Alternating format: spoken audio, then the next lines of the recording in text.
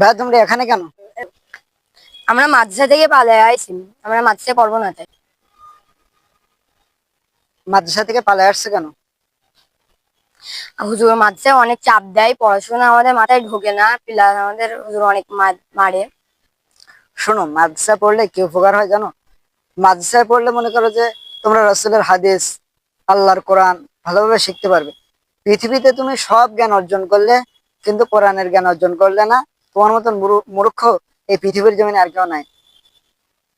আল্লাহর কাছে তোমার মতন মূর্খ আর কেউ নাই। এই জন্য শোনো, পিতা মাতা তোমাকে আশা করে দিয়েছে যে তুমি মাদ্রাসায় পড়বে, কিন্তু মাদ্রাসা থেকে চলে গেলে, পালিয়ে গেলে তোমার বাবা মা কষ্ট পাবে না? হ্যাঁ, অবশ্যই কষ্ট পাবে। তাহলে কষ্ট যেহেতু পাবে, তাহলে কেন মাদ্রাসা থেকে পালিয়ে আসবে? তুমি যদি মাদ্রাসা থেকে চলে আসো, পড়াশোনা না করো, তাহলে মনে করো যে তোমার পিতা মাতার সম্মানও কিন্তু বাড়বে না, তোমাকেও কেউ গ্রামে ভালো বলবে না। যদি তুমি পড়াশোনা করতে পারো, আল্লাহর রসুলের আদর্শে যদি তুমি মানুষের মতন মানুষ হতে পারো, তাহলে সবাই তোমাকে ভালো বলবে। আমার মনে হয় তোমরা আমার কথাটা বুঝতে পারছো, আর আশা করি তোমরা মাদ্রাসায় পড়বে।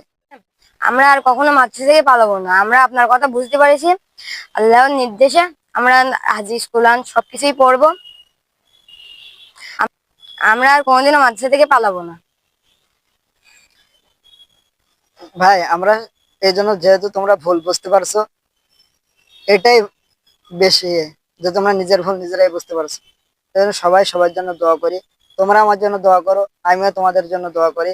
আল্লাহ তাআলা যেন সকলকে আমল নিয়ে, ঈমান নিয়ে কবরে যাওয়ার মতন তৌফিক দান করে। আল্লাহ তাআলা যেন সকলের ভুল যেন বোঝার মতন তৌফিক দান করে। তা আপনারা আমার জন্য দোয়া করবেন, আমি আপনাদের জন্য দোয়া করবো। চলো তাহলে তোমাদের মাদ্রাসায় তোমাদেরকে দিয়ে আসি। তোমাদের হুজুর কিছু বলবেন, আমি বলে দিবানি। চলো, চলো দুইজন, চলো মাদ্রাসায় দিয়ে আসি।